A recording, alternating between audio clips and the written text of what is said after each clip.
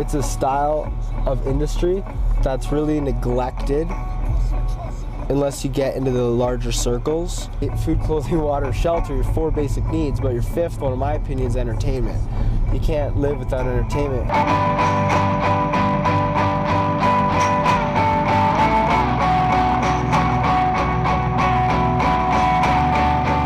When I was 16 years old, I realized I'm meant to make movies at 16.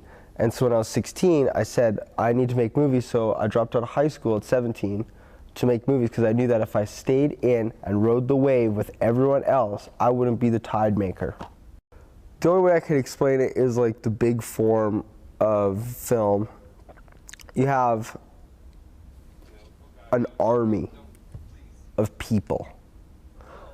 It's an army of people building a skyscraper. It's like building a skyscraper. There's hiring contractors, engineers, architects for sets. I mean, when it hits that vast level. And so if you can't start it off at a little anthill, how the fuck can you grow? So where can I go to hang out if I'm a skateboarder? The skateboard park. Where am I gonna go to talk about film? It's like, where am I gonna go to hang out with film people? Nowhere. So CSIF was that one place I could go to and talk shit and be like, I did this, you know, brag. I could brag, and like it's good to brag when you're creating epic shit. You know, it's good. You're allowed to brag. You're not arrogant, but you know, you can flaunt it. So it was good to flaunt it there, and they were stoked. They're like, good for you. You're doing it. You're not talking about it. You're doing it.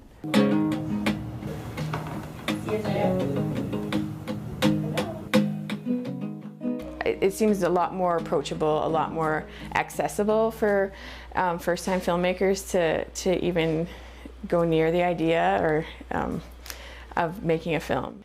People are doing cell phone films, you know, there's different, the story, if you've got a good story, the picture can be forgiven. What the tricky part is getting it seen and getting it out there, and how do you do that, and what your plan is after you make your film. Filming fun stuff on the grind. Gonna sell my movie quick time. Get that money, hopefully. I'm an independent filmmaker, can't you see? I'm on the streets, DVD, wanna get it on the big movie screen. Cut. Sir, do you like Doritos? You like hot dogs or hamburgers or anything? Because if so, you'll like Eli Regrets. I'd sell DVDs on the street sometimes. Like, hey, Calgary Independent Film Fest, Calgary Independent feature film, local feature film. Just tell everyone, like, yo, feature film, local feature film, local feature film, best shit, you know? And like, no one cares. Are you asking me? Yeah, sir. Oh, no, thank you. Okay. Story of my life. I would talk to like 200 people, and maybe like 3 out of 200 people would stop and like look at it and be like, how much? I'm like, $10, man, $10. Conflict. And how are you involved in this? I'm writer-producer. Oh, okay. Yeah. All right. I'm selling them for $10 a copy. Oh, I'll do it. Oh, sweet.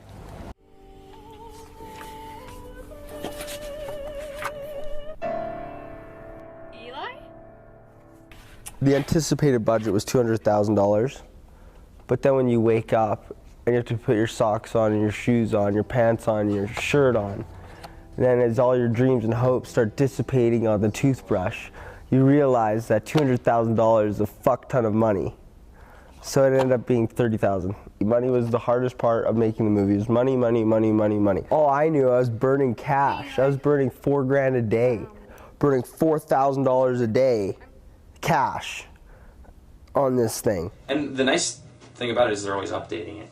Like when it first got released, it was it's incredibly difficult to get some financing for a production that is important to you as an artist, because there's not a lot of money for that. You've really got to be smart and frugal with your money. You know, you can't waste a dime when you're in production, and it's a good idea to be as frugal in your own life if you want to be pouring a lot of your own personal money into your own fun personal projects. Some of the bigger shows that I've been a part of would be things like Heartland, Wild Roses. Right now I'm working on a show called Klondike, and that's where I started to get my real experience in the real world, and I kind of applied that to my own productions, and you know, started to learn how difficult it really is to get a high budget production up and running and actually on its feet, and eventually to an audience. It's an incredibly difficult prospect. In fact,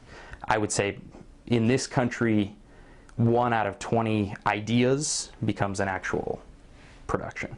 I think anybody can make it. I really do. I think it's just a matter of people either burning out or losing interest or not having the drive that they maybe need. Because the beauty of this industry is the more people who get interested and get involved, the more people who are spending money and consuming the content and being creative individuals and contributing to the industry themselves. So if you've got people who are hustlers and really interested in getting off their feet and you know, pounding the pavement to get their work done, I think that's only good for everyone in the industry. And if you're an independent filmmaker, you probably, the holy grail for you is distribution.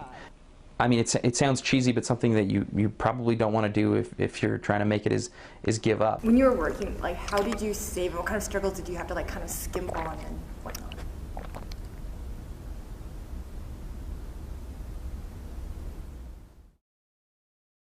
Hear that silence?